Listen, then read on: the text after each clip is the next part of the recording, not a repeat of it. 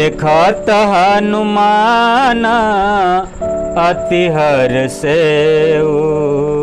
जय श्री राम। दोस्तों हमारे पास रामचरितमानस है, जिसका उत्तरकांड मैं आप लोगों को सुनाने जा रहा हूँ। इसमें वर्णन है कि भगवान राम को अयोध्या आने में थोड़ी देर हो रही थी, तो उनको डर सता रहा था कि भरत जी कहीं आत्महत्या न कर लें। तो भरत जी को बचाने के लिए उन्होंने हनुमान जी को भेजा कि आप जा करके भरत को संदेश सुना दीजिए कि मैं अयोध्या वापस लौट रहा हूँ। तो आइए इसको मैं आपको दोहा और चौपाई और उसका अर्थ सहित मैं आपको सुनाता हूँ। तो ये उत्तरकांड का पहला दोहा है। पहला का क है, राम बिरह सागर महा भरत मगन मन होत, विप्र रूप धर पवन सुता आई गयउ जनुपोत। श्री राम जी के विरह समुद्र में भरत जी का मन डूब रहा था। उसी समय पवन पुत्र हनुमान जी ब्राह्मण का रूप धरकर इस प्रकार आ गए मानो उन्हें डूबने से बचाने के लिए नाव आ गई हो। यानी हनुमान जी इस प्रकार आए जैसे भरत जी को बचाने के लिए, डूबने से बचाने के लिए नाव आ गई हो। ये भी पहला दोहा का ख है। बैठे देखी कुशासना जटा मुकुट कृष गात, राम राम रघुपति जपता स्रवत नयन जल जात। हनुमान जी ने दुर्बल शरीर भरत जी को जटाओं का मुकुट बनाए राम राम रघुपति कमल के समान नेत्रों से प्रेमाश्रुओं का जल बहाते कुश के आसन पर बैठे देखा। यानी हनुमान जी आए तो देखे कि भरत जी कुश के आसन पर बैठे हैं, राम राम जप रहे हैं, उनके आँखों से आंसू बह रहे हैं। देखत हनुमान अति हर्षे, पुलक गात लोचन जल बरसे। मन मह बहुत भांति सुख मानी, बोले श्रवण सुधा समबानी। उन्हें देखते ही हनुमान जी अत्यंत हर्षित हुए। उनका शरीर पुलकित हो गया, नेत्रों से प्रेमाश्रुओं यानी जल बरसने लगा। मन में बहुत प्रकार के सुख मानकर वे कानों के लिए अमृत के समान बाणी बोले। जासु बिरह सोचाहूँ दिन राति, रटहूँ निरंतर गुण गण पाती।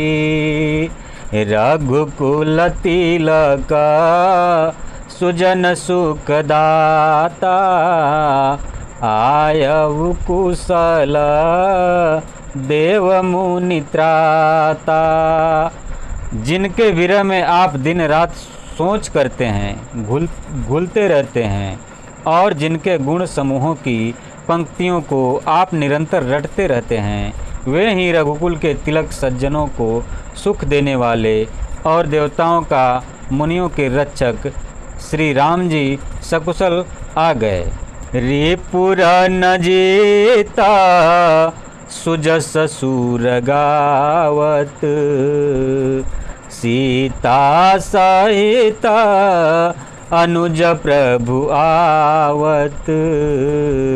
सुनत बचन बिसर सब दुखा, त्रिसावंत जिमि पाई पीयूषा। शत्रु को रण में जीतकर सीता जी और लक्ष्मण जी सहित प्रभु आ रहे हैं। देवता उनका सुंदर यश गा रहे हैं। वे वचन सुनते ही भरत जी को सारे दुख भूल गए, जैसे प्यासा आदमी अमृत पाकर प्यास के दुख को भूल जाए। को तुम तात कहाँ ते आए, मोहि परम प्रिय बचन सुनाए। मारुत सुत मैं कपि हनुमाना, नामु मोर सुनु कृपा निदाना। भरत जी ने पूछा, हे तात, तुम कौन हो और कहाँ से आए हो जो तुमने मुझको ये परम प्रिय अत्यंत आनंद देने वाले वचन सुनाए। हनुमान जी ने कहा, हे कृपा निदान, सुनिए, मैं पवन का पुत्र और जाति का वानर हूँ। मेरा नाम हनुमान है। दीन बंधु रघुपति कर किंकर, सुनत भरत बेटेऊ उठि सादर। मिलत प्रेम नहीं हृदय समाता, नयन स्रवत जल पुलकित गाता। मैं दीनों के बंधु श्री रघुनाथ जी का दास हूँ। यह सुनते ही भरत जी उठकर आदर पूर्वक हनुमान जी से गले लगाकर मिले।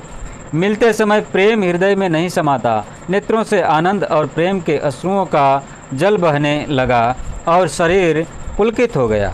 कपितवदर सा सकल दुख बीते, मिले आजू मोहि राम प्रीत। बार बार बुझि कुशलता, तो कहूँ देऊँ काह सुनु भ्राता। भरत जी ने कहा, हे हनुमान, तुम्हारे दर्शन से मेरे समस्त दुख समाप्त हो गए, दुखों का अंत हो गया। तुम्हारे रूप में आज मुझे प्यारे राम जी ही मिल गए। भरत जी ने बार बार कुशल पूछी और कहा, हे भाई सुनो, इस शुभ संवाद के बदले में तुम्हें क्या दूं? एहि संदेश सरिस जग माही, करि विचार देख्यो कछु नाहि।